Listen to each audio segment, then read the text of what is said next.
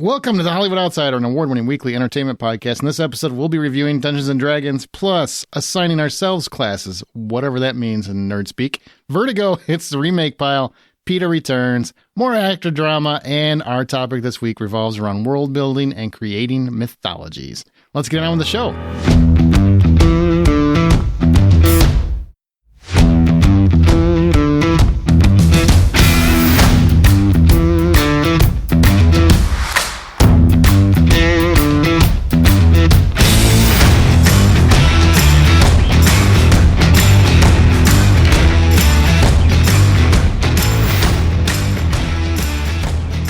My name's Aaron Peterson, and joining me today are my fellow host, John Davenport. Hey, buddy. How you doing today? Wonderful. Troy Heinrichs. You said PETA returns, and I was like, ooh, Fringe is coming back? What? PETA returns. And Amanda will not be joining us. She is working, but hey, she was in like 2 in a row. So let's give her. Yeah. She was in 3 in a row, actually. Oh, shit. And then technically the South by Southwest would have made the 4 in a row for her, right? Okay, well, see, she had a whole month. Oh, no. Yeah. Does it count? So we'll see her in a half a year. She was in 2, then South by Southwest, then the Oscars episode, wasn't she? Yeah. Okay. Yeah. All right. She had 4 then. All right. Good girl. Right. So we can. She needs a break. Oh God, Yeah. I just can't wait till she hears you say "good girl." I can't wait. Just like every other girl, whenever I say that to them, she's gonna love it. That's exactly what I expected you to say, but them not to retort with. Remember, you can always find more information at thehollywoodoutsiders.com. Join our Facebook group, or we're on Twitter at @BuyPopcorn.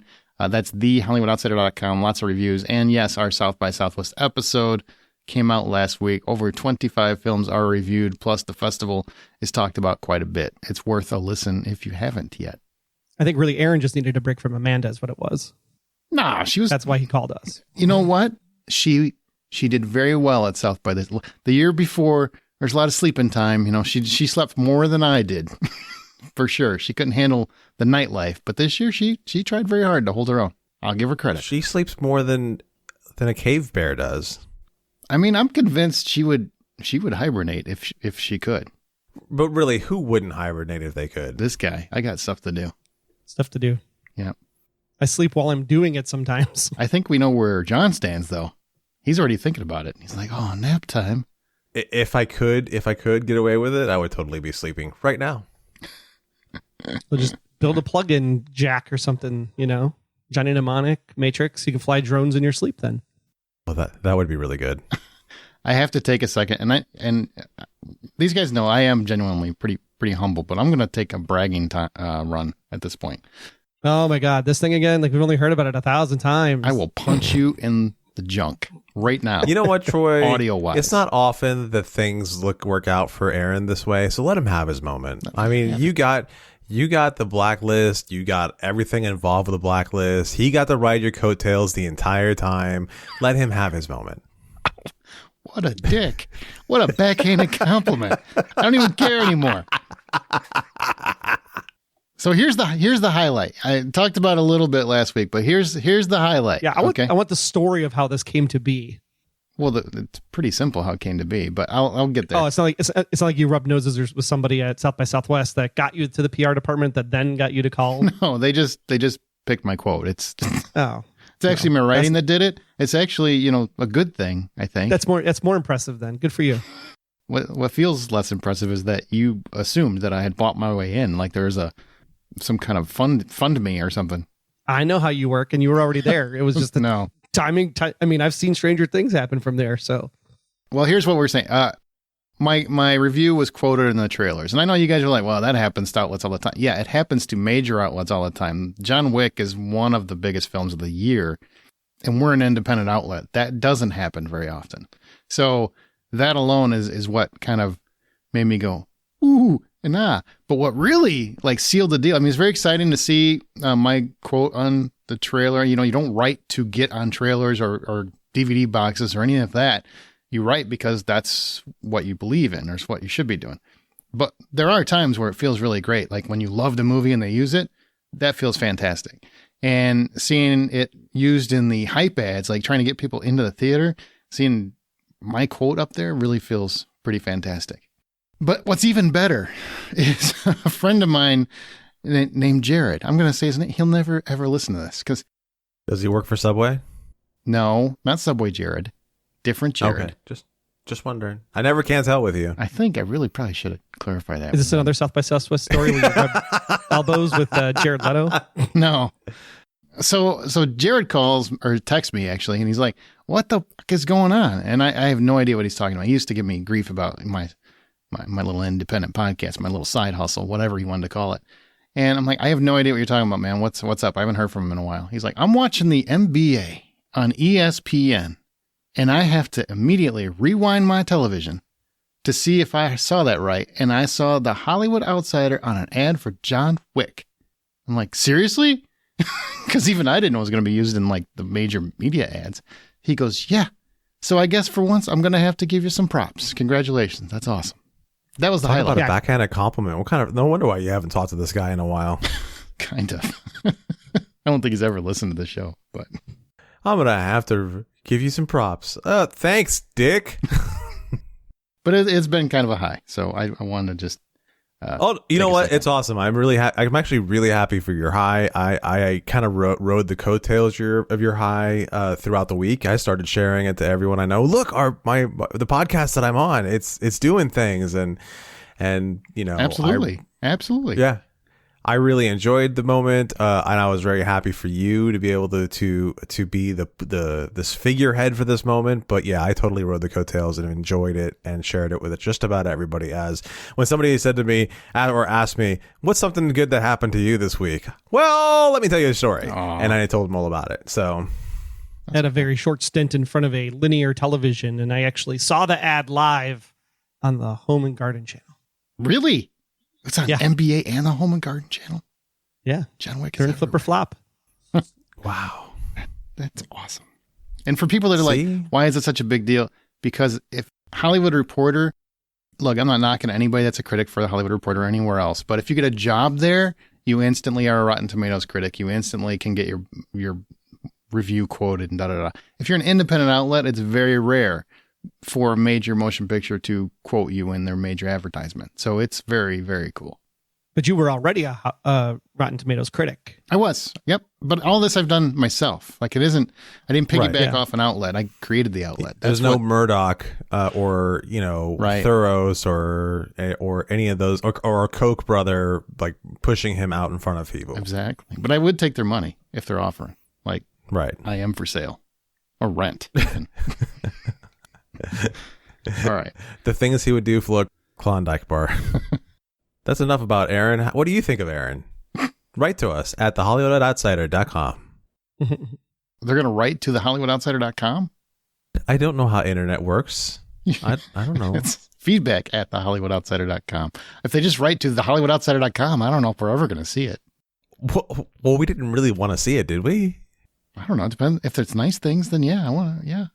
If it's mean, no, you can keep it. I've seen those before. If you have nice things to say, feedback at thehollywoodoutsider.com. You tell Aaron what you think of him, and he will read it on the air next time. Easy. Possibly. We'll see how more it than works likely. out. We'll see how it goes. He actually promises. This is an important time for Aaron because this is also the anniversary of when he led the panel at C2E2 for Cobra Kai Season 2. That's true. Right. So Aaron has so many great things that are piling up on him right now that are happy and fun. Why don't you write to him and you tell him how amazing he is? And he will more than likely probably not read it on the air. But I will read it in general. Which is better than I would do. Probably. More than likely he'll read it in the toilet, but... Stop. You never know. I really love this bit, honestly. This bit is my favorite thing today. Moving on. All right, Robert Downey Jr. is going to try to make a remake of Vertigo, one of the most beloved films of all time. Definitely on many, many people's top 50 of all time lists, AFI's top 100 list. Vertigo is a classic. I don't want to get into the whole, how do they do that? How do they not do that? But have we not learned over the years that there are some films that just should not be touched? Name one. Vertigo. Rear Window. Back to the Future. Psycho. Rear Window, they've redone time and time again. And Never well. I don't know. Suburbia was pretty decent. Well, it was Disturbia, but still, it was so good you couldn't remember the name. You know what? I was in the right neighborhood. And it wasn't a remake. That was a play on the type of film it was. It wasn't really a remake. All right. Well, saying. Yes, Back to the Future. I would agree. You can't remake that one either. no, you can't make. You definitely can't. That's the one movie that you can't remake. I'm not saying you can't remake anything. I'm just saying, like, there are some films where if you're going to do it, you better have something brilliant behind you. And how often does that actually happen? It's Robert Downey Jr. If anyone has anything brilliant behind them, this guy does. Or it's Coke. I guess you didn't see that Dr. Dolittle movie. I don't think it really matters didn't. what Downey's doing at all. It matters like who's behind it, right? So the script is going to be written by Stephen Knight, who did C and Peaky Blinders. And Stephen also just signed on to write a Star Wars film. And it's also That doesn't being mean produced anything. by... Have you been watching Mando? I'm just saying. He thinks that they're good enough to write Star Wars, and we haven't had a Star Wars film since. And all these other people have tried to write Star Wars scripts and have gotten shelved. So at least they're giving Stephen a chance to write a Star Wars script. And John Davis and John Fox are behind it. So I think that yeah, it could be good. I mean, Craig, it's like 70 years now since that film came out. It's been a minute. Like people probably won't even remember what the movie is, to be quite honest. They're going to see this as mouth. as Stop it. Most first-time moviegoers probably have not seen this original film. Yeah, So I'm sure there's plenty of millennials and young and smaller or younger or whatever you want to use to denote a Smaller, tiny millennials. tiny millennials. There's plenty of those people running around was at my who Scream shoot. I'm just gonna put that 4-year-old was at my Scream showing the other day. Like ridiculous, but whatever. Go ahead. right. I mean, there's plenty of those people who have no idea who Alfred Hitchcock is. So it'll be great. God. It'll be like a brand new movie. These people. What is wrong with the parents? They don't know who Alfred Hitchcock is. Because some of the parents didn't even know who Alfred Hitchcock is. Just shame. For shame. That's all I got to say. For shame. You know what they should do? We know you love him, Aaron. We know you love him. You should listen to Presenting Hitchcock and get acquainted with him because we cover every film on that podcast. But this should be good for you, Aaron, because remember, Team Downey is also doing Perry Mason, and you like Perry Mason's remake. I do, except they just released, they're coming out with the second season, and I've seen no marketing for it. I accidentally saw it was on HBO Max. I'm like, talk about a show they're trying to kill. My God. Well, they couldn't market it because they spent all the marketing on Last of Us. Obviously. I mean, That's probably true. I've seen nothing. Nothing. Great show. I saw the marketing for Perry Mason on HBO, so maybe there is something to that Nicole Kidman thing being in the AMC theater. I don't know. Jeez. Oh. John, there's got to be one movie you don't think should ever be touched besides Back to the Future, which Tori mentioned, so that's not really yours. There's got to be one. I'm working on it. I'll let you know when I figure it out. Son of a bitch. All right. Well, how about this? We'll move on to another actor in hot water. Jonathan Majors was charged with assault and harassment for allegedly slapping and choking his girlfriend. He might be innocent. We're not jumping on this train. I'm not going to go down this path about guilty or not guilty. That is not our place to say. And Lord knows there's not enough out there to really make any determination. But just like Flash with Ezra Miller, now we have another actor who was a huge part of a huge machine, because Jonathan Majors is going to be, or he is Kang the Conqueror, which is a massive portion of the upcoming Marvel Cinematic Universe. How should Hollywood start handling these actors that have these kinds of issues? They should do nothing. What do you mean? Nothing until the court does something. Just because there's an allegation, it's an allegation. I don't disagree with that. Especially in this situation, right? I mean, I'm not saying one way or the other, but slapping and choking could be considered, A good normal time. acts, of course, for certain people, especially if consent was given, and we have no idea if consent was given or not. So until there's a court hearing and discussion and trial, there shouldn't be anything done to Jonathan Majors. It's just an accusation at this point and an arrest. Well, I mean, the same thing happened with Ezra, and everybody thought he should have been pitched from Flash for a while anyway. Well, it's the sensationalism of the media is the problem. I agree. There's I a agree reason with that. why we have a court system. Let the court system figure it out. Until then, everybody just does what they do, and the police can hold him for a certain period of time, and then they have to let him go on bail, and then he just goes on living with his life until he's finally convicted. And then once he's convicted, then purge him from everything. They could already do it anyway because he's already been copied as AI 1,000 times at the end of whatever that was, Ant-Man. But what about if you're Disney and they don't want any stink on there? They don't want any hint of impropriety. Like, they're not DC. All right. DC will take whatever shade is thrown their way because they are just that company at this point. Like, they just do not have it down. Disney's run by Bob Iger, and he is adamant about family entertainment, and even the mere association with those kind of accusations can be effective of the Disney brand. I totally understand, and I think that it all depends on what you could do what you want to do, right? But I mean, at the end of the day, did this happen to a Disney employee? Did this happen at a set? Did this happen at work? If it didn't, Disney doesn't have any right. He's just a worker like anybody else. So if they want to send him away from an HR perspective and a PR perspective, they're going to have to pay him a shit ton of money anyway. So it's like, why not just keep him in the movie at this point? Either way, he's going to get a payday because you're going to have to send him hush money to keep him quiet and sign some kind of agreement, because you can't outright fire him because he didn't go against anything that's in the company policy. Well, it depends. They might have moral clauses. Some of these contracts, they might have moral clauses that he signed. We don't know what that's all going to come out in court in order to find that out. Do you feel like it's not fair that, I mean, guilty or innocent, really this part doesn't matter. Whether he's innocent or guilty, it doesn't matter.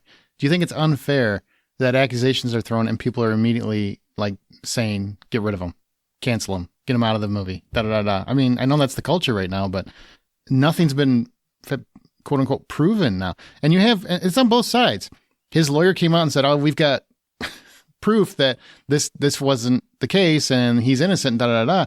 But that's not actual proof. Nobody's seen anything. It's just a lawyer saying that, but people take that as, oh, there's proof that he's innocent. Like, I haven't seen proof either way. It's not out there in the ether. So how are people making decisions and facts and thoughts about what they want to see or not want to see, or who they want to see and who they don't want to see, when they haven't seen anything?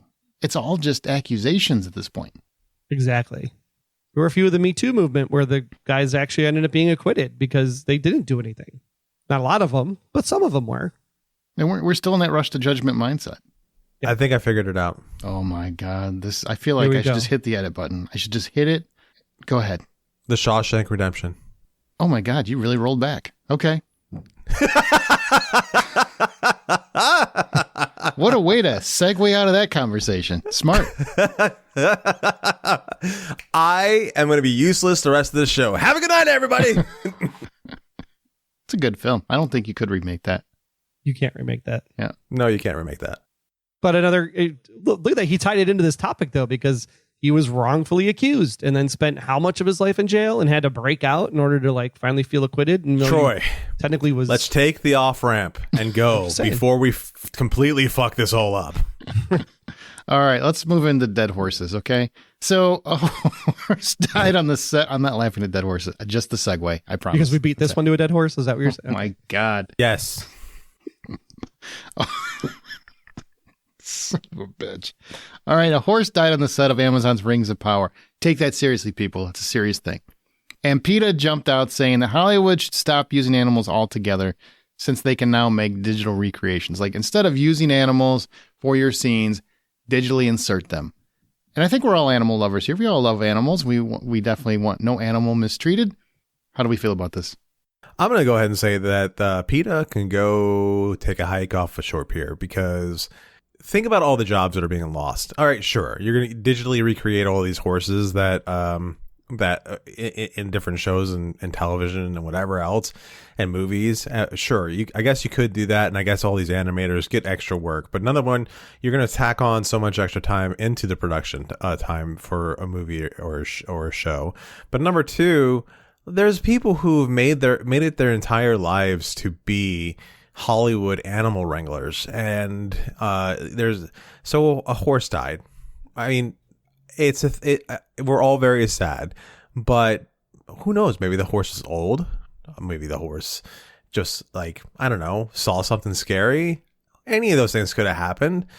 But no, like, the whole industry cannot lose their livelihood because of this. It died of cardiac failure. We don't know what could have contributed to that, but he died of cardiac failure, just so you know. Was it a race horse that was retired or something? I don't know. It's a good point. I don't know. Did he get spooked by an erupting volcano? I mean, well, both a veterinarian and a rep from the American Humane Association were present at the time, so it's not like they didn't have their fair representation. People were on set. Sometimes things do die. I'm picturing like who's Harry Crumb when they go ahead and inject those race horses with drugs to make them run faster. That's what I'm thinking right now. Wow. Okay. Now, every time you steer yourself out of something, you steer right back into something else. You know what I mean? I'm a mess right now. I'm actually sick and I'm trying. Right. But at the end of the day, you have to go a horse, one singular horse died on a set. You know, there are more gun shootings across the singular country. sensation. Like PETA, get your priorities straight. Like it's a single horse. We all love the horses. The horses were magnificent. There's one scene where it's like in slow motion. It's freaking fantastic. If you try to do that digitally, it's going to suck. Not to mention, think of all the independent films that couldn't do anything if they were expected to have digital recreations. They couldn't have anything with animals in it because you can't afford it. There's a lot of times where animals are reasonably priced in certain states and counties and whatnot. But if you try to digitally insert them, that's a lot more money. And it takes a lot more artists, VFX artists, to do that. Yeah, I think in that case, then you have like another, whatever, not the Writers Guild, but some kind of, you know, sidekick guild or something, or creative side guild or something. What is a side guild? I don't know where he's going. The sidekick I'm just trying to. guild. I don't know like what guild Robin, there would be that would represent the horse wranglers and The stuff. Lollipop Guild? What are you talking about? We'll just call it the Lollipop Guild. The Lollipop Guild would then be upset because then you're taking jobs away from the Lollipop Guild and sending it to the Animators Guild. It's being ran by Spritle and Chim Chim. You know, Yep. I get it. Totally. You can't make everybody happy all the time. You're choking me out. Oh, What? Jonathan Majors over there? What's going on? I was just kidding. I don't want to get kicked off the podcast for choking Aaron out. oh my God. Wasn't me, officer. We are so moving on. Hey, our show's independently funded. Therefore, all the expenses are from our own pockets. Patreon helps fans support the favorite podcast. Once you sign up, you get immediate access to all the content in your respective tier. And if you go to patreon.com/TheHollywoodOutsider, patreon.com/TheHollywoodOutsider, there's stuff in there right now. There are exclusive information and interviews and whatnot from South by Southwest for John Wick Chapter 4 and Dungeons and Dragons, and Evil Dead Rise is coming soon. There's Bad Movie Night. John covered every episode of The Last of Us in podcast form. There's a lot of bonus stuff on there. Bad Movie Night, where we look at a movie that critics or fans didn't like, but we thought was not such a bad movie. Just go to patreon.com/TheHollywoodOutsider, contribute, and you'll enjoy a lot of bonus content. Now we've got a review. Amanda and I reviewed Dungeons & Dragons on our South by Southwest episode last week, but some of you might not have listened to it. So here is an insert of that review, which is coming to theaters, and I highly recommend you see it. But here's Amanda and I talking about Dungeons & Dragons. This was fun. It was directed and co-written by the Game Night Boys, Jonathan Goldstein and John Francis Daly. Stars Mr. Chris Pine, who wears sunglasses inside for no reason, Michelle Rodriguez, Regé Jean Page, Justice Smith, Sophia Lillis, and of course, Mr. Hugh Grant. It's Dungeons & Dragons: Honor Among Thieves. A charming thief and a band of unlikely adventurers undertake an epic heist to retrieve a lost relic, but things go dangerously awry when they run afoul of the wrong peeps. Thing is, you love Dungeons & Dragons, the game. You play it all the time. I have no interest whatsoever in it, even though I have played it. I know what it is. I just don't care.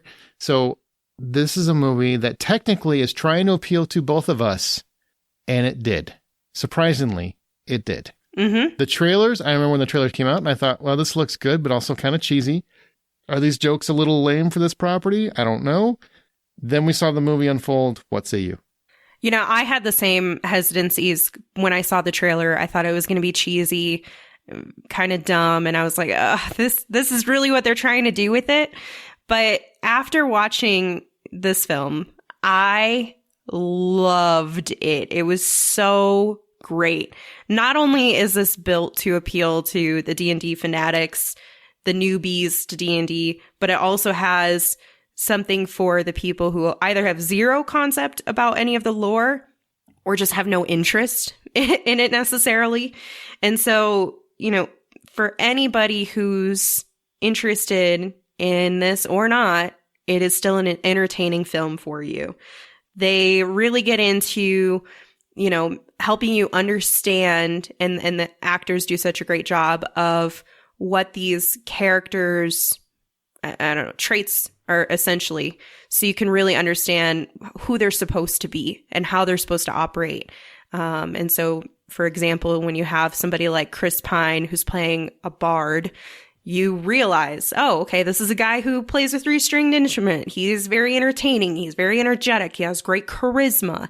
And he exudes that through his performance. And every single person does that as well. And they have all the creatures and the features and the monsters, the traps, the things that you want to see as a D&D fan. Those fan favorites are here. And it is fun as hell. Fun as hell. So fun as hell? Fun as hell, man. Well, I got to say, I mean, I didn't catch a lot of the in-jokes and the in-references and all that stuff. I don't know. I couldn't tell you anything about the game. I played it a couple of times with friends. It's actually kind of fun. I don't have the investment in it. I always feel like I'm out on a limb when I try to play. But when you're watching it, it makes you kind of want to play the game. Like, man, this game is obviously more fun than I realized. But whatever. It's a fun movie. Yeah. It's I guess a family movie. What it reminds me of are like fantasy movies from the 80s. Better special effects, better talent, that sort of thing. But like the Willow vibe and things like that. Movies back from the 80s, when they made fantasy films, they were fun. They might have had a dire stakes and that sort of thing, but ultimately it was a fun movie. It was enjoyable from start to finish. And they don't make many of those now. Every fantasy film today is really serious. From Lord of the Rings to Game of Thrones, everything is just dark and dour, and the end of the world is, at stake. And it's just, there's no fun in it. There's no laughs. There's no joy. This is fun. And it's not cheap laughs. I know the trailer kind of made it seem like it was a lot of cheap. It's not. There's a lot of funny stuff in here, a lot of clever stuff, a lot of character stuff. Each character really does have an arc. And man, the entire cast works in every respective role. I had an absolute blast. That's 850 for me. 850 for me too. There's 2 things I want to mention to you guys. One, the love interest of Michelle Rodriguez, although it's an incredibly small role, it is so fun. Yeah, that's a joy. Yep. So fun.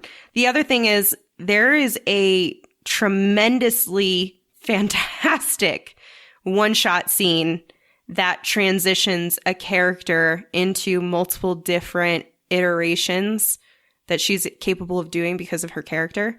And I think you really enjoyed it too, but it was phenomenal how it was shot, how it was executed. Sophia Lillis really did a great job in her performance in that, but it really came down to like the cinematography and the directing on that. The production of that one-shot scene was phenomenal.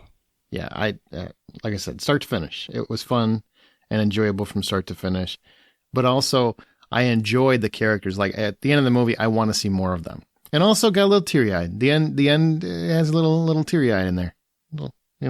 Oh, yeah. I cried. Of course. I was that crying. gets you over 6 with Amanda right there, right off the bat. Exactly.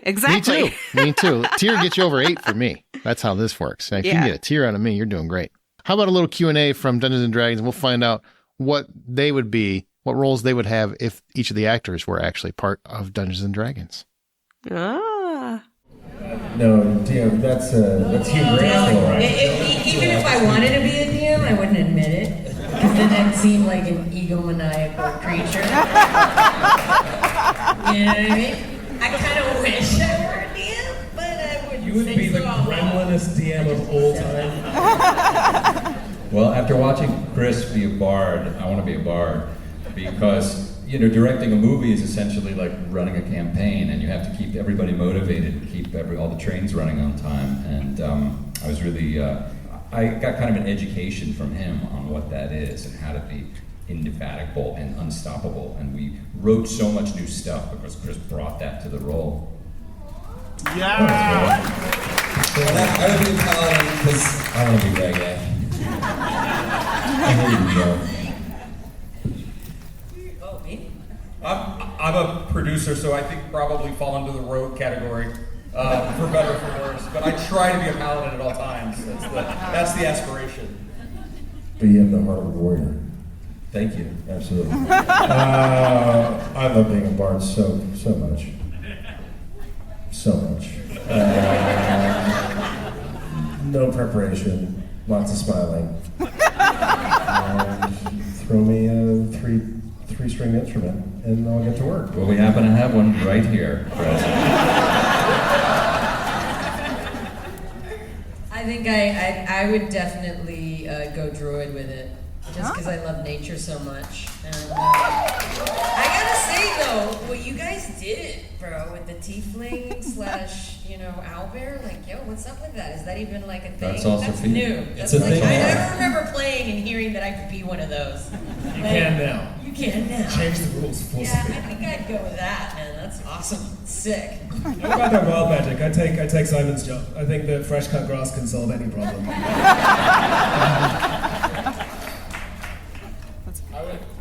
I would also be myself. Isn't that what it's all about? I would be probably a cleric, because that's one thing that definitely this group lacked. I'll take that role. I think I'd be a druid too. I think the possibilities are endless. Sophia did it pretty bloody well. So. Right, so Claudette can DM. Claudette can DM then, since you don't have a DM. Yeah, I'll have to learn more about it. This has definitely inspired me to finally join my friends who've asked me for many years. So I appreciate the inspiration. Okay, guys, any recent film or TV recommendations we haven't previously talked about, which means I don't want to hear about Last of Us. I don't want to hear about How I Met Your Father. Anything new? Yes, I watched the new show Up Here over on Hulu. It's actually written, a musical romantic comedy written by Tick Tick Boom and Dear Evan Hansen's writer Stephen Levinson. Oh, nice. And also from the Hamilton director Thomas Kail.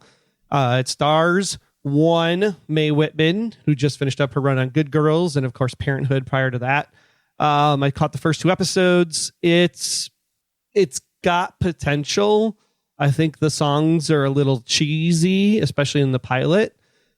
She's not the only one that hears voices in her head, so it's not like Zoe's Infinite Playlist, because the guy she's trying to court also hears voices in his head.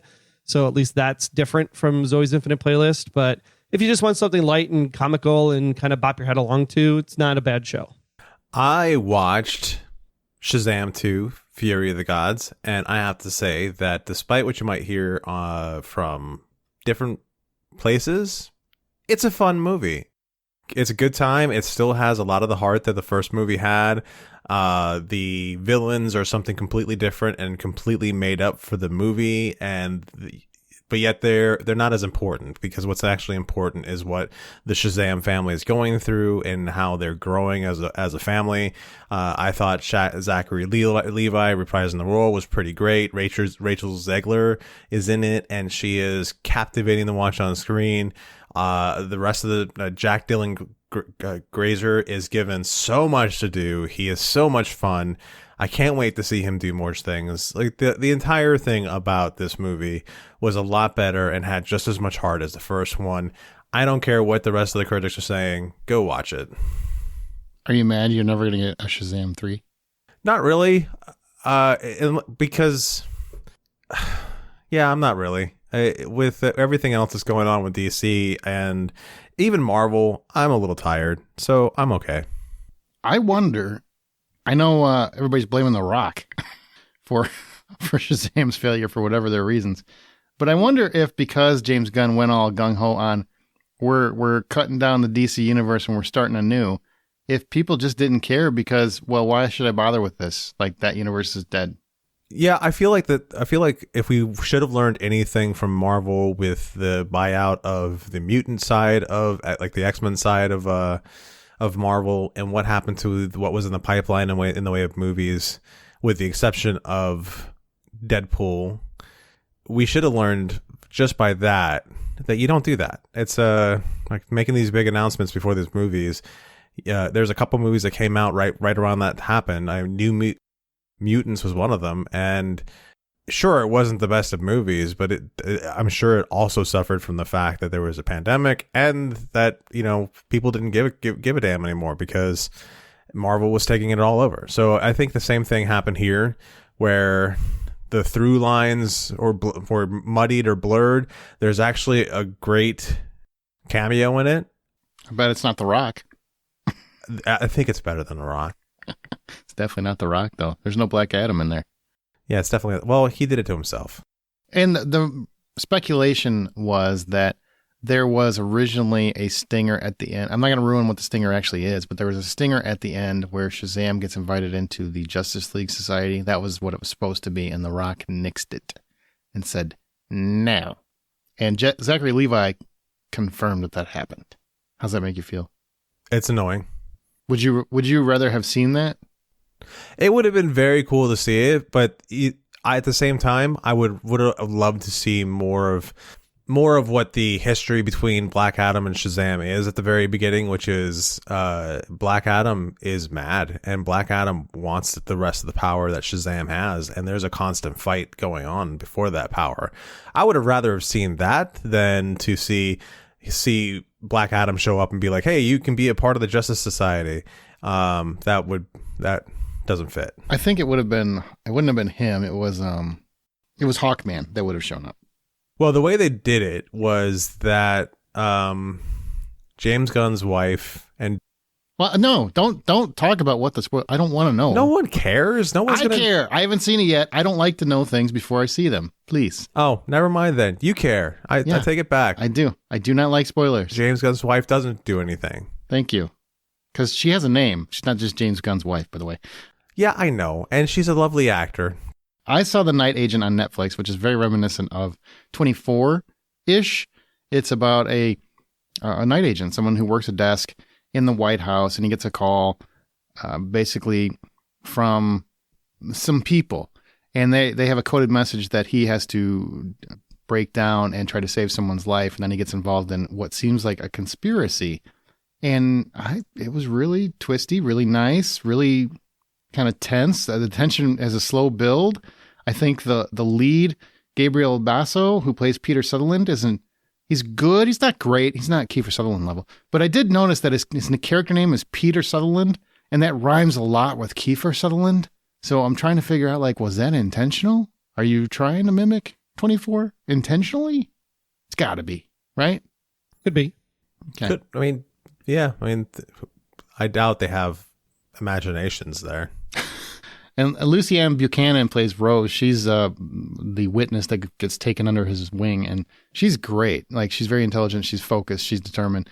I love her character. She made the series pop, if you ask me. She kept it engaging and made it a little less like a typical by the numbers espionage thriller. So I dig it. It's on my list. I was going to watch it this weekend, and I just couldn't get to it because I had other stuff to do. It's much better than I expected. I'll be perfectly honest. It looked kind of by the numbers in the trailer, but it was very good. So The Night Agent on Netflix. Check it out. Okay, let's go to our From the Outside In topic.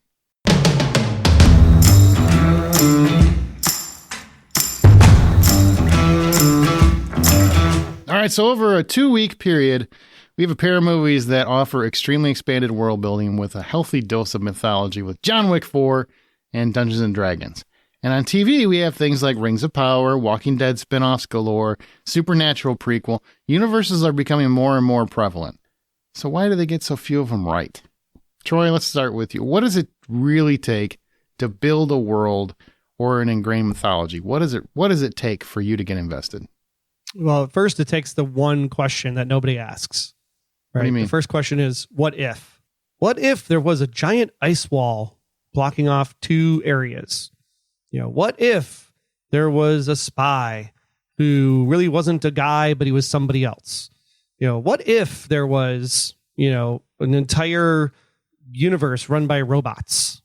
Those are the questions that I think always have to start in order to get to a good world building state, because you have to create something that's just right of center or left of center, depending on which way you lean, because you want to have something that's grounded in reality enough for people to follow the concept, but at the same time be so different from what we live with in a day-to-day to go to someplace imaginary. So, things like, that we dealt with, with what we said, Walking Dead, right? It's an apocalyptic area. If things are happening, you can understand where the locations are based on when they traverse through everything. But as they build it out, you get more and more pieces of the story from different points of angles. And I think that's the thing that really keeps people invested inside of a particular property, because you have the ability to go to different aspects of that property in order to see different viewpoints. Last of Us is going to be doing that fantastically because they have the opportunity to go to different places now that the video game never did, because you could tell different points of view from different points of the country, from the world. And they even did that a little bit in the first season by letting us know where it came from originally. And the constantly building it out, you're on board with like how Walking Dead has done it in terms of, you know, they're having all these expanded universes. They have different points of view in different areas of the country, different time periods. Like that works for you, or do you feel like they are not really getting how to capture that expanded world? I think they were on the right track initially prior to the pandemic. Like with Fear of the Walking Dead, I thought Fear was an okay show. And then when they brought Morgan to come over from the main show over into Fear of the Walking Dead, it just got that much better. Mm-hmm. I think like that concept of like seeing what happened at Outbreak Day forward, because it, you know, obviously, you know, we jump ahead in Rick Grimes's world in the first part of the series. I think that was kind of a cool take on it because you get to see a different part of the Walking Dead universe, but yet it's still Walking Dead. I think the oversaturation part, when they start saying, okay, now we're going to have a Rick Grimes movie and we're going to have a Daryl show and we're going to have the kids doing their own thing. And, you know, eventually, you know, little ass kicker is probably going to have to take the reins of the whole thing when she turns 25 or something. And Megan and Negan. I mean, two very unlikely characters to be together. Yeah. I mean, those characters in their story in the main property, because I know Aaron hasn't finished season 11 yet, I don't think. No, not yet. You know, where they end up at the end of the show is an actually interesting place that you could potentially explore those characters going forward. But at the same time, I also don't need to see it because I've just lived it for 11 years. Like I need a different set of characters and a different angle. So I think that's why Rings of Power was a great idea. You know, take me to the Second Age, show me all the things that led up to how the things transpired that happened in the Third Age. I think that's a great concept. You just got to get people to buy into it. I think there's a lot of thought that was just put into that, which I don't know. If I were to cut it down to the more basics idea of what makes a great world, and you can actually, I can turn around and show you how this applies, but you really have to have a love for that world. You have to have as a creator, you have to have a love for that world, a love for the mythology, a love for the rules that are put ahead of you. Because the moment you start breaking the rules, the moment that you start changing the game, or the moment you start doing things for the hell of it because you don't have any other ideas, that's when you start losing people. That's when you start losing your credibility as a creator. And there, you know, when it came to The Walking Dead, once it started feeling like a cash grab, and you stopped getting stories that felt original and new, and sure, they kept a lot of the visual aesthetics the same, but it just didn't really punch anything. That's when they started losing viewers. You take any of the CBS shows, if it wasn't for the fact that they're really there for the old folks' homes so that they can have something on TV to make them feel like they're not alone, then nobody would be watching those things. You know, there's not a lot of thought put into those shows. They're really just there for people to be able to turn on and then be okay with, and then probably die the next moment. Who knows? Jesus. Like, world building, world ending. Really, but that's what it really takes when you're building a world is to love it and to really care for it. And that's where you see a lot of these things start building up well. Last of Us is something that has a lot of love in it. Yeah. Last of Us could also, I could see that world expand into, it doesn't have to be like 14 different shows, but you know, if you know anything about it, that's like the second game. A lot of things happen in that game, and that could easily be 2 seasons, but there's like a 5-year gap.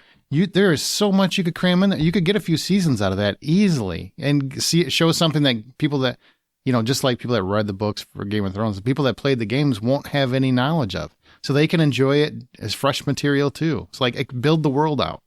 Give them a hard time about the world, the Harry Potter world all you want. There's still a very good through line there that shows a lot of love. And they never really break any of the rules that they set up set for you.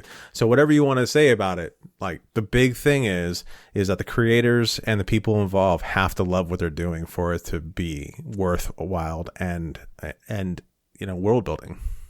And something that I would say to add to that, I love that analogy. You're right. You do have to love, because look how many people get brought in to expand worlds that have no love for it other than they just want that commercial success. And look how it goes usually. It's usually not that exciting. But, right. I like something that keeps adding to the world. I mean, John Wick has a very impressive world building component that I would never expect from that first film. The first film is about as generic as it gets in terms of movie, right? Like, it's like dog gets killed, guy kills people that killed dog. That's the premise. That's it. The Continental's there, and there's a couple little hints of this underworld, but it's not really expanded or fleshed out. But then each movie goes a little bit bigger, brings in more important characters, kind of really expands the world to now I could see multiple spin-off possibilities. I could see multiple TV property. I know there's a Continental TV show coming and a ballerina spin-off movie, but I'm just saying the characters that are there, I could see most of them having their own spin-off in some way, shape, or form. And then you look at other franchises. That's why I think it's important to start small, because if you look like the Marvel Cinematic Universe was a seed planted in Iron Man. That started, if that movie fails, the movie would still stand on its own, but it wouldn't have ruined anything because it was just a small seed at the back of a film that grew with continued success. But then you've got like what the Universal Monster universe, the Dark Universe that almost happened. They bet everything on building this world out before they had one successful movie. So this Tom Cruise Mummy movie comes out. They went all in on casting. They're doing pictures of assembled actors that are supposed to be cast in these roles.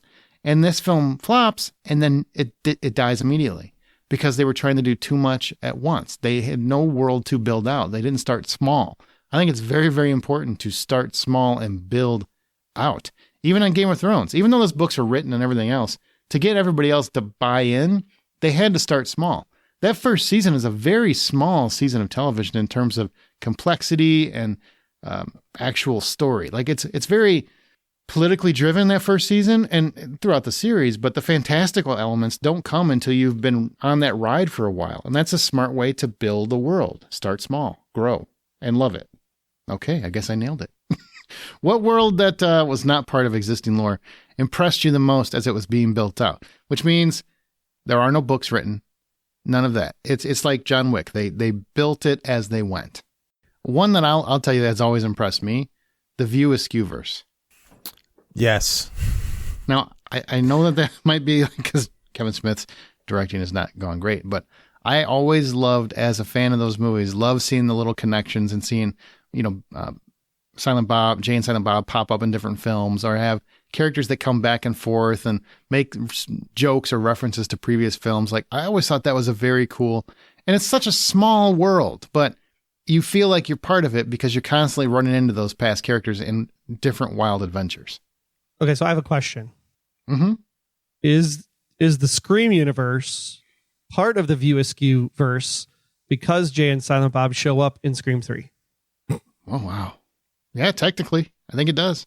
Son of a bitch. Look out, Sydney. Wait a minute. You're going to get a lot of pot. Kevin Smith is also in the DC universe, so does that make DC part of Scream? No, because he's Kevin Smith. I don't think he's Silent Bob. Silent Bob? Wait, when is he in the DC universe? Kevin Smith is. When? That's what I'm asking. If it's got to be a cameo for it to count. Sure. I mean, yeah, I feel like as Silent Bob, right?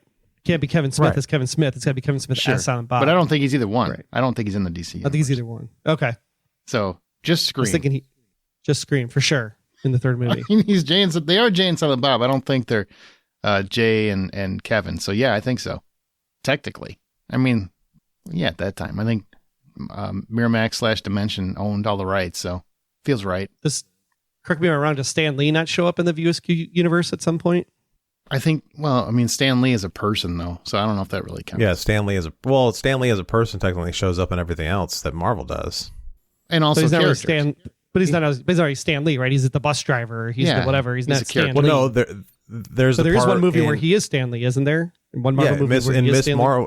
In Captain Marvel, he is Stan Lee. He's on the bus he's on the train reading the script to Mallrats. I feel like we're way off topic. We are way off topic. We're just trying to find through lines for the sake of it. I'm having a hard time, and even when I was reading the post earlier about what we're going to be talking about, I'm having a hard time thinking about stuff or knowing about whether or not I'm thinking about stuff. Like, is the Conjuring universe a universe that is... Yes, that's built out. Yes, that's built out? From the ground up. That would count. Because, you had the Conjuring, and then slowly you got an expanded universe from that. The world was built out. Yeah. Okay. Then the Conjuring. I mean, like my entire list when we get to this point are of like universes that I find most compelling and are like the View Askew universe for that reason. And you know what? We may sit there and then give Kevin Smith a hard time, but Clerks 3 is a movie that has made more people that I know watched it than not cry. I cried at the end.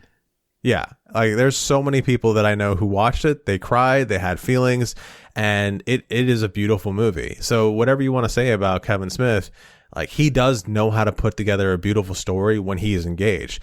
Red State is another one of those stories in which he was completely engaged. He was an angry person because he had just lost his father. Off the topic of what we're talking about, but he made something beautiful out of that movie because of who he was at the time and what it meant to him. But Paranormal Activity is another one that I liked a lot that was completely built up from the ground up because it was a small little horror flick that turned into something bigger than itself from that point on. And a lot of horror movies are that way. They create lore as they go, right? They're just expanding the lore as they go. Breaking Bad is another one. Better Call Saul, the Netflix movie. I mean, they could honestly take several of those characters and build them out too and create an even bigger universe. Who would have thought Breaking Bad would have an expanded universe? And yet some people think Better Call Saul is actually better than Breaking Bad. I'm not one of them, but there are people that think that. I was going to say, who are these people? I mean, if you believe the Pixar theory, then Pixar is an expanded universe. I don't think Pixar counts. Come on. What connects those? Go to pixartheory.com. No, go to pixartheory.com. There's a whole thing about how the entire movie sequence plays out in a timeline. Okay, but the movies have to have a connected, known universe. So a theory, I don't think really counts. Unless you can really connect the dots, that feels like an extreme. Like Sully shows up inside of Brave, and then you got Nemo shows up in Monsters, Inc. Okay, see, now we're getting somewhere. Now we've got something to talk about. Wall-E shows up inside of The Incredibles as a garbage can. And those, Tarantino's films, the Tarantino verse, that would count in that respect then. You have different characters that pop up in different films at different times, or nods to them. But I'm talking like legitimate world building. Well, world building wise versus universe, I would say world building was The Matrix. How each movie, grew from just the ship and the Matrix to, okay, now here's the real world and what we're dealing with. And they're underground in Zion. And then in the third movie, they're up on the top of the surface and fighting the Machine City. And then the fourth movie comes around and, we talk about the love story if you want. But I think The Matrix was a really great ground building, to figure out like how the characters actually played, how all the different components of computer code ran their pieces of the entire sequence of events. Mm-hmm. I thought that was really great because you're not only building out location, but you're also building out characters based on concept. Some TV shows have done it pretty well too. Firefly did it wonderfully and culminated in Serenity. I think, I know we're not supposed to say his name, but Joss Whedon did a really good job of world building on television. Mm-hmm. He really did. Angel and Buffy, or Buffy then Angel, if you want to, if you don't at me. But yeah. That's funny. Okay, well, let's move on. So do shows like CSI, NCIS / Name That City, does that count as world building in your eyes? Only if it has a crossover episode. Which a lot of those shows have crossover episodes. And so, you do end up getting characters that feed into one show or the other. You do end up getting a lot of different stories that travel the United States when it comes to the NCIS offices. Like those, they do a lot of work to let you know that they don't operate, or they operate in the same sort of timeline, the same sort of space. But at the same time, the shows, as far as world building are concerned, I said it once and I'll say it 100 times, the shows don't necessarily matter for the shows themselves. Those are great shows for when you want to hang out with people that you kind of like. The stories are instantly forgettable, and the only worthwhile part of those stories are the characters. What about shows like Arrowverse? That whole Arrowverse thing, like on CW. That's a connected Again, universe, right? Like it's all connected. As long as it crosses over, which they do cross over. Yeah. Well, they cross over constantly, and in the very beginning, it was beautiful. Arrow itself was a great show. It felt very different than anything else that the CW was doing. It felt in a way that had a bit of more of a grittiness, a bit more of an intelligent storyline to it, a bit more of a reality to it. And then as time progressed, they sort of stepped away from that feeling and went more and more into just everything else that the CW produces, which is, essentially a show where pretty people walking around pretending they have superpowers, and really the only superpower they have is they were able to pull the pole out of their ass far enough to get out of the department store window. Fair enough. All right, let's get to the point. What are some of your favorite and most compelling universes that were either expanded from existing properties or never existed to begin with? So, like Game of Thrones doesn't count here, right? Because the books were written. Until they expand beyond the books, that doesn't count. So you could, for example, I will say the one that I think is the greatest of all time, and that's Star Wars. I think it's hard to argue that Star Wars has a fantastic world building component. They took a very, very simple premise and it's expanded into just so many known and unknown universes. And I know they're not counting it, but the expanded universe, even though I wasn't a fan, I didn't read those books, but I had so many friends that just lost themselves in those expanded worlds. Lost themselves. I mean, they just obsessed and they love every minute of it. Yeah, John, I mean, talk about it. You were part of that expanding. Troy is too. Yeah, that expanded universe for Star Wars was something. It was all through the 80s and 90s and a good part of the aughts. It was all we had. It was the only thing we had in the way of more Star Wars storytelling, and in a lot of ways, is a lot more compelling storytelling than what we were getting through any of the movies, even the first three movies, even New Hope, Empire Strikes Back, and Return of the Jedi.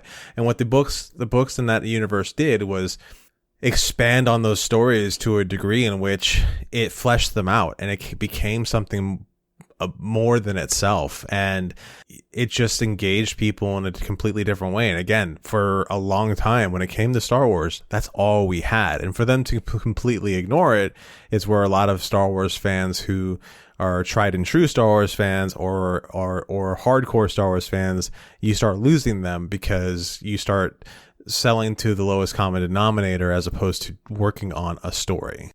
Yeah, I mean, in that same vein, you talk about Star Trek, a show that just was super campy back in the 60s that was trying to do science fiction to think about what the possibilities could be. And now you're here sitting with Picard finishing up its third season, according to them, third and final, but we'll see what happens. And just what they're doing with Picard season 3 alone and how they're tying in aspects of Deep Space Nine, tying in aspects of Voyager, tying in aspects of the original TNG crew.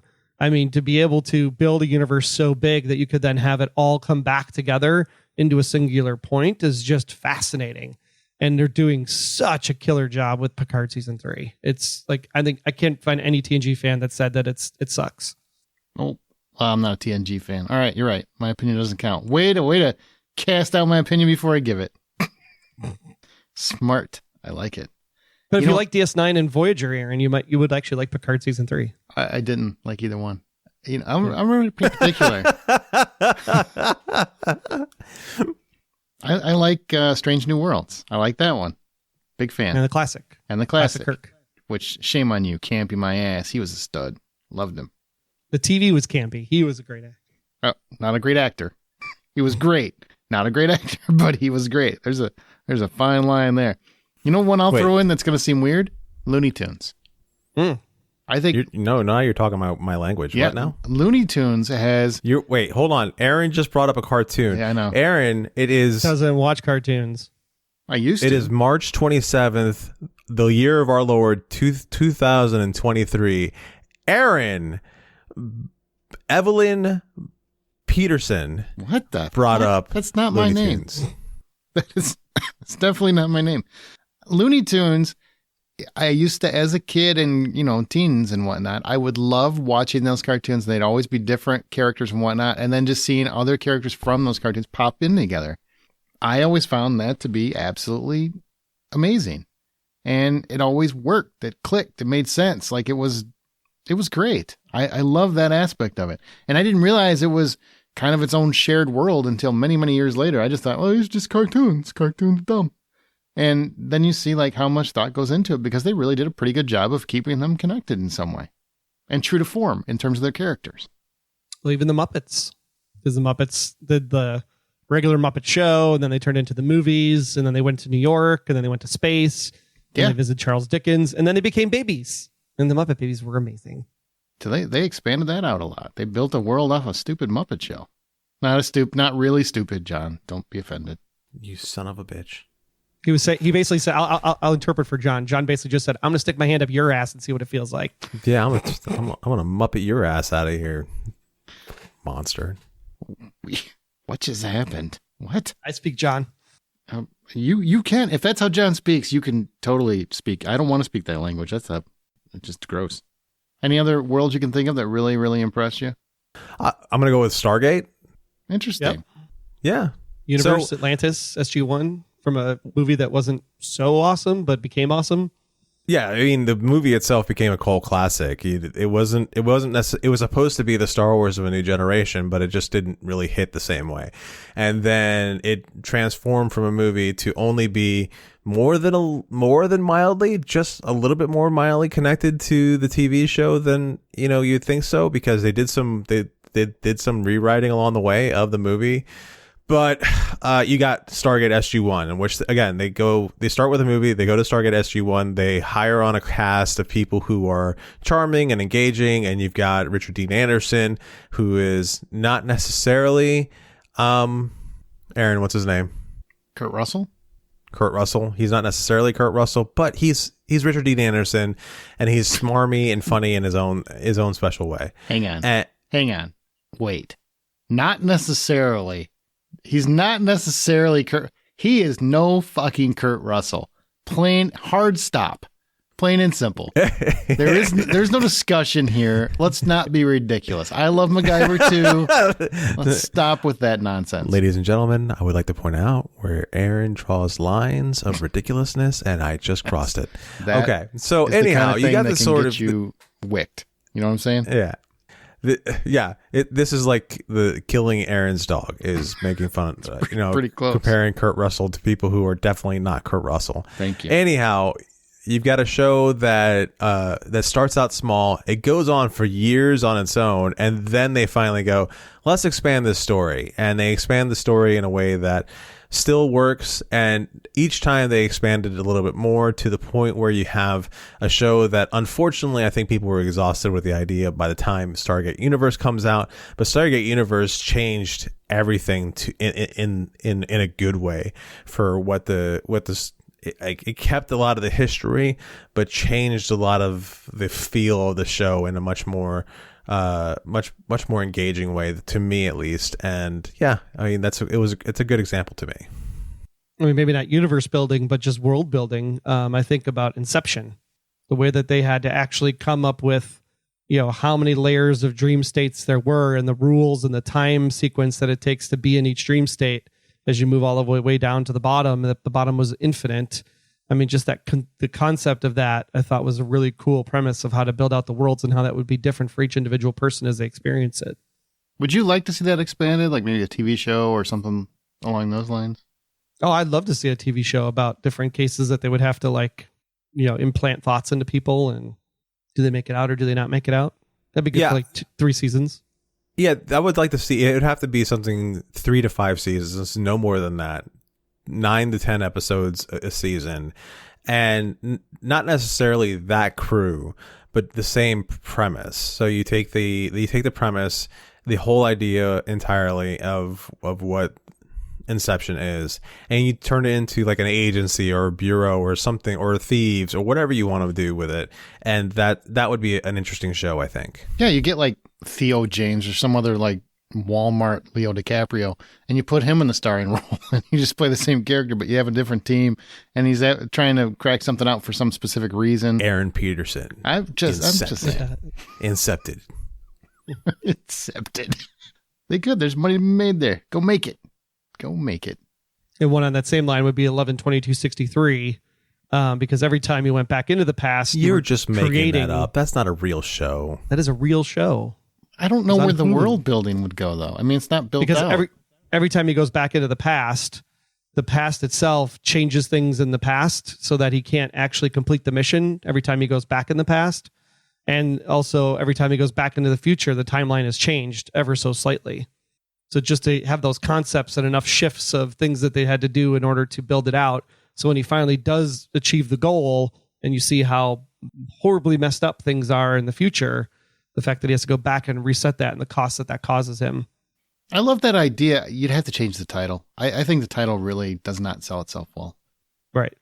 For a TV something show. I want to bring up real quick as far as a TV show that is creating a world and or universe.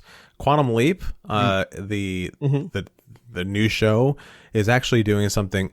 I have trouble with it because it does feel like very plasticky. It doesn't have the same sort of grit, same sort of feel, the same sort of storytelling as the original show. However, they're doing a lot of great storytelling and circling back to the original show on a lot of different features or a lot of different things. Some of the characters they brought into they're very subtle as to who they are. But as soon as they finally reveal who it is, you're like, holy shit, this has changed the show in a lot of different ways. The show itself, I sort of wish they would start backing away, and I don't mean this as an insult itself, but I wanted to start backing away from some of the more woke storytelling that it's doing, and just go into instead of trying to prove a point, just tell stories, but. It's still pretty engaging. I know Aaron's going to love this one, but the How I Met You universe. Oh, come on. That is not a great world building experience. Come on. Now you're just... It wasn't me. That is reaching like nobody's business. That is not a great world building experience. It is. It if isn't. you watched both shows. It is not. It is because the characters from the original show have now appeared on the new show. I don't care. And they're living in the same apartment as the old show with set pieces from the old show. It's not. Oh my God.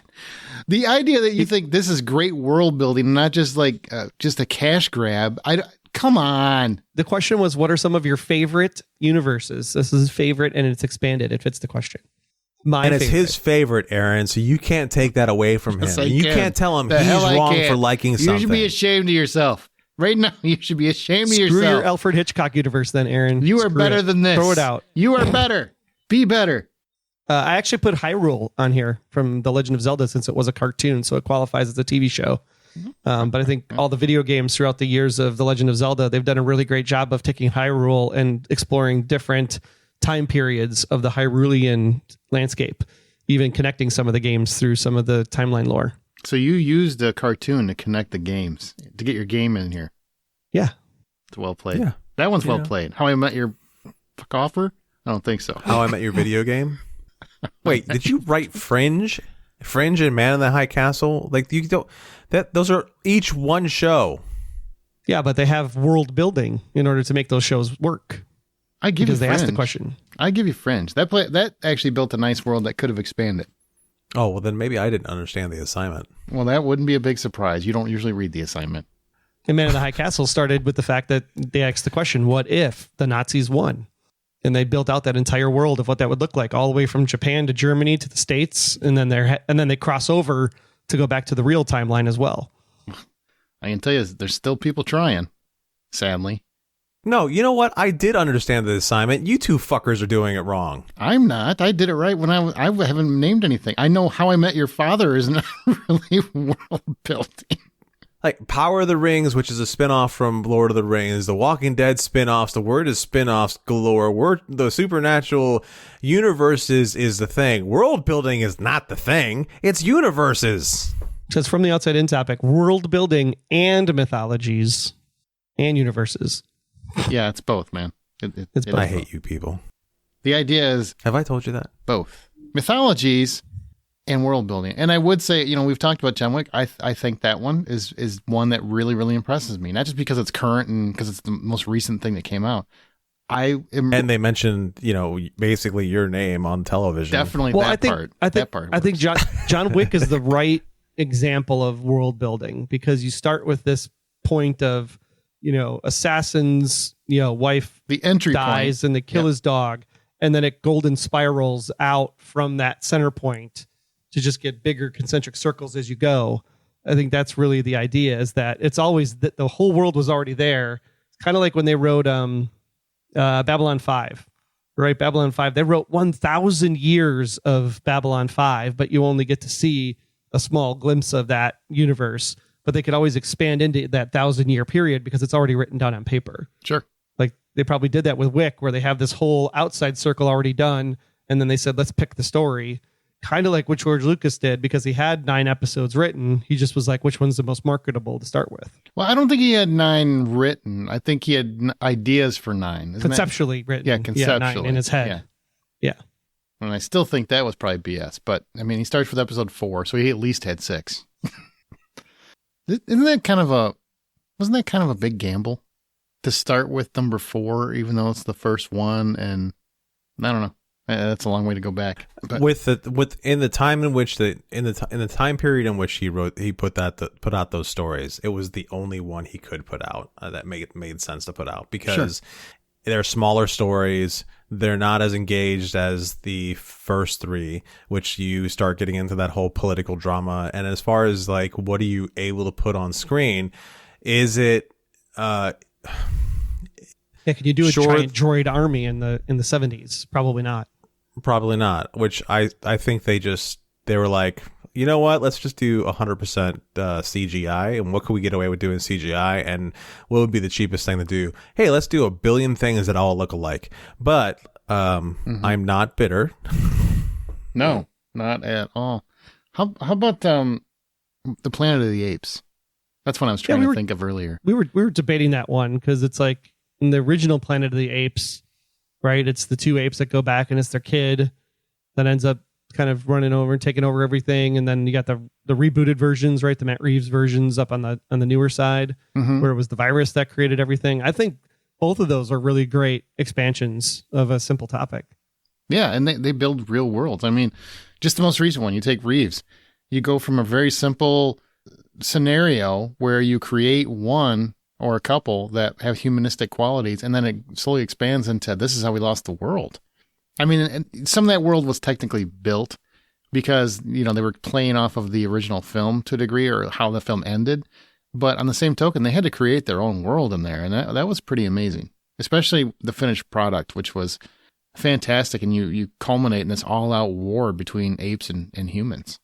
Extremely well done. All right.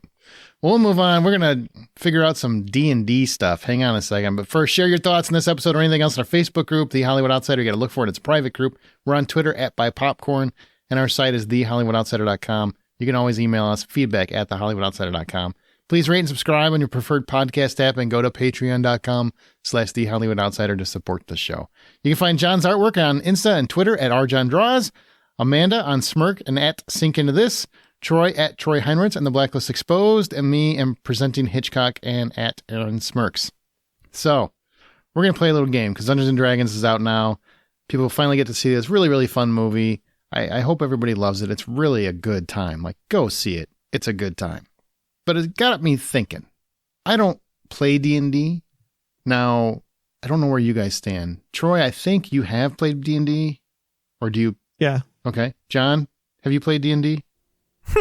Have I played D&D? So that's a yes. Okay. That's a yes. All right. And Amanda she actually sent her answers for you guys, just so you know. So I'm going to give you that. But we're going to play a little game. We're going to determine which D&D class we each would be. Okay? Okay, nerds? We're going to get real. So if you were trapped in a real D&D movie, which character would you, John Davenport, you, Troy Heinrichs, me, Aaron Peterson, which character would you be and why? And here are the characters as I think. This is all of them, okay? You tell me if I'm wrong. Barbarian. Are we saying our own, or are we guessing each other's first? I'm getting there. Okay. Well, first tell me if this is all the characters that you know. Barbarian, Bard, Cleric, Druid, Fighter, Monk, Paladin, Ranger, Rogue, Sorcerer, Warlock, and Wizard. Covered that's the current. I think that's the current version 5 list. Okay. Yeah, there's also Artificer and blood hunter, which isn't nearly as important. But artificer for this conversation will be important. Okay, well, you can explain I that think shit. John's an artificer. Hang on. No. So here's what we're going to do. First, we're going to go through and let other people guess who we think you are, and then we'll come back and see who you decided you would be. So you have to commit to whatever you already have established. Do we agree to that? To those terms? No changing. No changing. Or actually, you know It's what? in pen. We should probably do what we think we are first, right? So we can't change. Should we do that? No, because then doesn't take away from the guessing. Okay, fair enough. Right. But it's an honor system. Can we trust each other? We're going to have to. Okay. Well, first, let me tell you who Amanda picked. You guys ready? Because she sent this Ready. in. All right. What do we got? Amanda's guessing us, or Yes, we're this is guessing the- Amanda. Okay, No, this Amanda's is for- guessing us. Got it. I didn't actually guess Amanda because she's not here. But since she sent this in, I will read what she sent. All right. Let's see. John would be a barbarian because they look and seem tough, but once you get to know them, not really, and they're soft. I'm disappointed. Okay. Troy, I'm thinking would actually be more sorcerer. I can see him leaning into inherent magic, plus sorcerers have varied abilities and lean on their charisma. Troy is very charismatic. Huh. I think she was drinking when she wrote that, by the way. Yeah, me too. Me, a paladin, because you like to do the right thing, you're a protector, and have a high level of honor and integrity, but I can also see you as a bard because you're sarcastic and witty and fun. Yes, to the second one.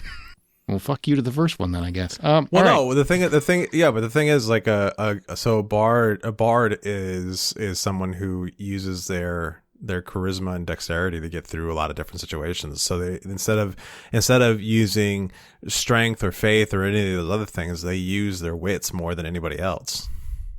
Okay, I'm on Team Bard then.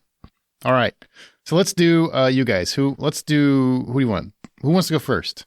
I'll go first. So Okay, I'm hang on. I'm calling No, out hang who on. you guys are, right? Yeah, you call. Yeah, exactly. I just wanted before you started shouting who you All right. were. Just Troy All and right. I. Just Troy and you. All right. So I'm going to go artificer for Troy. And what an artificer is, it's also known as in some circles as a tinkerer. They're masters of inventions. They use different sorts of abilities, intelligence, and constitution to develop magical items, to develop robots. I mean, you name it, they come up with it. Guns. That's what they kind of do. They use their wits about them to build something that is to their benefit. Troy, do you accept this? I will accept his answer. He's wrong, but sure. Okay. All right. Wow. Do me. I thought I was being very kind there. All right, so I already tipped my hand, but Bard for you because of everything I've already said. Like, you're not necessarily somebody who ever needs to get into a fight ever again, or if you were to be in a pretend fight, that's not really exactly where you want to be anyways. But if you could find a way through things by communication, charismatic tricks, and thinking your way out, you would do that before any of the other things. I accept that. That's pretty fair. All right, Troy, you or I? You go. Okay, so here's what I got. Now, keep in mind, I want to be fair. I am not you guys. I don't play this religiously. I don't have the characters down. I had to actually look up every single one of them, read the traits, and try to understand them as best I could. So if I get it wrong, don't be mad at me. Okay? Okay. John, I have you as a cleric, a very versatile figure. Do tell. Hang on. A very versatile figure, both capable in combat and skilled in the use of divine magic. Clerics are powerful healers due to the large number of healing and curative magics available to them. With divinely granted abilities over life and death, they are also able to repel or control undead creatures. Clerics also have specific domains which usually align with the character's alignment and the god that cleric serves. Whether the cleric repels or controls undead is dependent on the cleric's alignment. I read this as basically someone who can heal, but also repels people that disgust them. And that made me think of you. Yeah, all right, I'll accept that. Well, I'll accept it for a lot of different reasons, but a cleric is also somebody who thinks more defensively versus anything else, and they use defense there as an offense, and that's exactly what I do. So, but yes, your description also, I'll accept that as well. Okay. So you said he was a what? Cleric. Cleric. Cleric. Okay. Now, Troy, I have you as a rogue. A rogue is a versatile character capable of sneaky combat and nimble tricks. The rogue is stealthy and dexterous, and in early editions was the only official base class from the player's handbook, by the way, capable of finding and disarming traps and picking locks. To me, that read as one of the most intelligent of the bunch, and that's where I put you. Do you accept this? Yeah. Sweet. I didn't insult either one of you. Be proud. Kind of hard to insult us unless you were going to call me a monk and then we're going to fight. I would call you just monk, not a monk. All right, Troy, you're up. Well, I had Aaron as a rogue. Oh. Because he is a scoundrel who uses stealth and trickery and overcomes obstacles and enemies because he has his witty sass about him, right? He does have the charismatic heart and everything, but more of the times than not, he basically talks his way out of a situation. So that trickery and stealthiness that he's able to just be like in and out, plus he is able to get cool things at South by Southwest and C2E2 and all that fun stuff to get everything he wants. So yeah, rogue for sure for Aaron. Or just being kind and empathetic, but all right, I'll take it. For Arjan, I said he was a ranger. Interesting. God, I want to make out with you too, man. That's another good choice for me. Yeah, because a ranger is a warrior who combats threats on the edges of civilization. Because John literally had to survive in North Carolina on the edge of civilization up in the mountains, he used his dexterity and wisdom in order to make the right choice to move out of that area and come back to Florida. Plus, if he could, he would drive a Range Rover. So I think Ranger would be the perfect choice for Arjan. I like For those who are listening, I like most of that, except for the Range Rover. We're going to replace that with a Wrangler, and we'll be all right. Oh, that works. Wrangler, the same letters are in there. I wouldn't know the difference. It's what I drive. Yeah. I think it's funny. I wonder how many people stopped listening as soon as we said what this topic was or what this part of the show was. I don't know. I mean, they're probably thinking about the same thing. So, all right. So, Aaron, what do you think you are? I had myself listed as Bard because we understand it. Yeah. The Bard is versatile, capable of combat and magic, but mostly uses their artistic talents to induce magical effects. Bard is traditionally defined as a poet, especially one who writes impassioned, lyrical, or epic verse, and is very skilled at getting out of things by thinking their way out of the box, which is what I have done most of my life. All right, Troy, what do you think you are? I put myself down as a paladin because whenever someone comes after my family, I will definitely hold the line with strength and defend them. And if you basically screw with my family, I will put you to a fiery death with my magic because I can have both. Wow. Why? Isn't that character like full of light? You made him sound like this is very dark. But I'm bound to a sacred oath. I'm bound to the sacred oath to protect my family and my peeps. Gotcha. Right. All so you guys picked some very good ones for me, and I love the idea of being a cleric. I've always played. There's been many times in a game where I've played a ranger. I have played a cleric.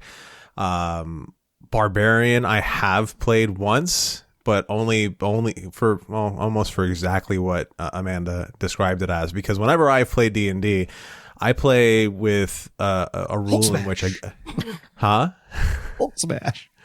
Well, I made myself a halfling barbarian, which is dumb. Which is Willow? No, it's a dumb idea, but in the way I played it was, I try to create characters that are interesting and whatnot. Anyhow, but if I look at who I am and the way I like to be, like those two, the ranger and cleric are very good choices. But I think I'm going to say druid at this point because again, it's a character that uses strength and magic and cares for the environment in a way and uses his strength is being defensive and as opposed to offensive, and that's where I'm very happy being at this point. And you do transform into animals, aka Muppets, from time to time. Yeah, I mean I transform into animals from time to time, which is great. Wild shaping is totally something I can do. I like the artificer angle, Arjan. I do. It's just that I suck at creativity. I follow instructions. I don't actually make anything creatively. I don't know. If push comes to shove and some dragon's breathing down your neck, you'll probably make something. Probably. Well, that's because I'm a First. procrastinator. Procrastinators inherently figure out ways to get things done at the last minute, which means they're the most creative in that moment. But not because I'm inherently creative. I'm inherently creative and a procrastinator, so it works great. Yeah. I think that's just called ADHD. It really No, is. it's why It really it's why is. Aaron's so successful and he's got his name up there real tiny. Oh, come on. In the thing. Come on. No, seriously, come on. Keep it going. It's fine. I'm listening. It's Aaron at thehollywoodoutsiders.com. That's where compliments go. That's right. Yep. Shitty comments go to Troy at thehollywoodoutsiders.com. The things you don't want read, go to Arjon at thehollywoodoutsiders.com. Why do I feel like that's a whole new segment now? That's pretty cool. You know what? I will say, after seeing the movie and kind of going through this stuff, just as playing, it makes me want to play it. Like it really, and I played it a couple times, but I never did get into it. I feel like maybe, but they were always games that were already ongoing, so I like came in the middle of them. I feel like I need to play one from the beginning. See, my challenge has always been when I did play, it's the creativity, imagination side of things. It's like trying to come up with stuff. I was just like, I had a grapple hook, so I was like, I just grapple hook over the trap. I just grapple hook over the enemies. I just grapple hook over everything. Now, can you just make up and say whatever you want? Yeah, pretty much. As long as it's within the confines of the character.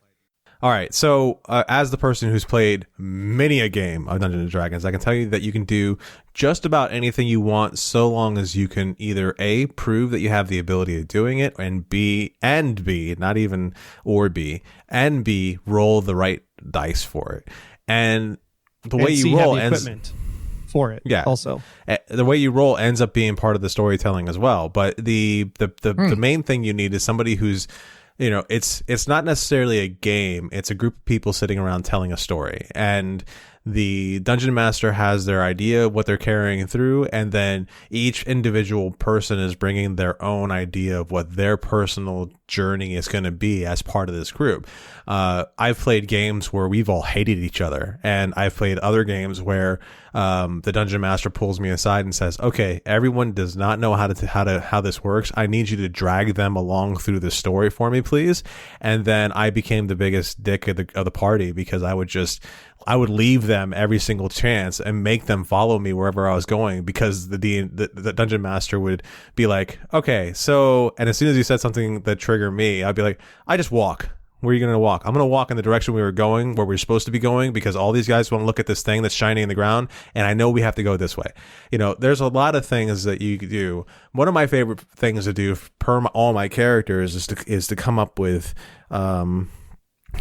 devices for them. So I've had a ranger that was not necessarily a forest ranger. He was more of a city ranger, and I combined his powers. Instead of it being like a fighter mixed with a druid, it was more like a fighter mixed with a wizard.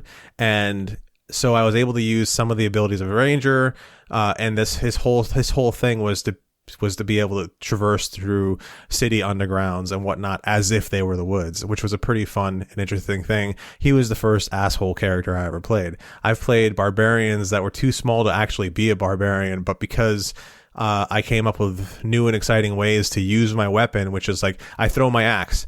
They're like, "Okay, you're going to throw your axe?" "Uh-huh." And they're like, "Okay, roll for it." "I'm not done yet." "Okay, what are you going to do now?" "I'm going to keep holding on to the axe, but you're really small and your axe is actually really big." I go, "I know." That's what she said. See, this is where I get to the point where all I'm hearing is nerds. So I'm just saying. I know what you're saying, but it's a fun bit of storytelling amongst friends. That's what I want to get into. I want to get to try. I want to try it out. I need to start from scratch, though. I can't just join mid range because everybody is already like amped up. They're already leveled up, whatever you want to call it, classed out, whatever the hell it's called. And well, once you it's hard to break into a party because everyone it's like breaking into a group of friends. You might know everybody involved, but when you go into a game and it's halfway through, all those people become strangers. Yeah. And that's the strange part about it, because you'll have friends that you've been friends with for 10, 15, 20 years. You're going to jump into a game that they've already been playing for 6 months to a year. And all of a sudden, those good friends of yours, you have no idea who they are. And it's interesting, but you know, you're going to be trying to feel them out as if they're brand new people. You're going to be trying to, figure out what you're rolling in. And it becomes a different experience. Okay. Well, that's awesome, man. Thanks for everybody sharing their classes, and I hope everybody checks out the movie. It's really, really fun. Take your family. But this is it. We're done. Podcast is over. You know what? In the topic of the movie, over. I thought we were done, and then John. Yeah, you're not done yet. Again. There are 2 books that you can either read or listen to that are attached to the movie, and both of them are called Dungeons and Dragons: Honor Amongst Thieves, and one of them is the more or less the beginning stories of Edgin, which is Chris Pine's character, and everyone around him, which is his daughter, Michelle Rodriguez's character, Forge, who is Hugh Grant. Mm-hmm. It's all about how they all came together as a party, and then the other book is all about the story of which the tiefling druid became a tiefling druid, which is an amazing story. It's a beautiful little story. If you want to take the time to, the movie's coming out this week, so don't. You're not going to be able to finish the books by then. But after you read after you watch the movies, check out those books. They're on Audible. You can order them on Amazon. They're really good reads. They're not too heavy, and it's a great way to engage in that world. And I haven't even seen the movie yet, and they've only made me more excited for it. Well, you're gonna love it. But we're done. That's it. We're out of here. So remember, the next time you head to a theater or stream comfortably from your couch, buy popcorn.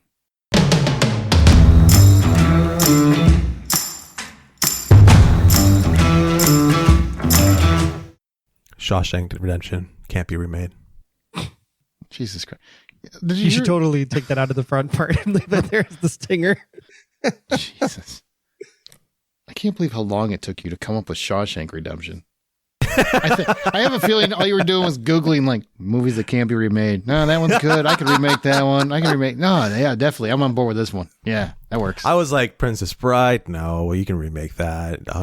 Get Busy Living or Get Busy Dying. That one. Yes, that Forrest Gump. I guess you can sort of remake that one. Titanic. I think it was a remake. No, you can't remake Titanic.